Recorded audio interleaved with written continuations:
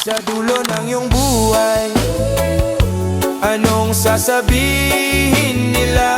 Lagi bang abala o marunong kang magmahal talaga? Sa dulo ng iyong buhay, anong iiwan mong alaala?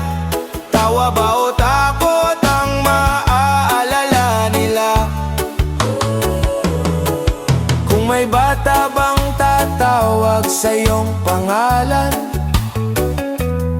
na may ngiting, buti nandyan ka nung kailangan.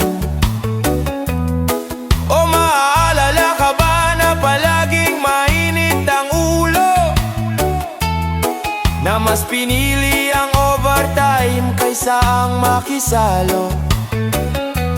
Bago ka muling maghabol sa oras ng mundo, pahinga ka sandali at isipin mo ito. Sa dulo ng iyong buhay, anong sasabihin nila? Lagi bang abala o marunong kang magmahal talaga?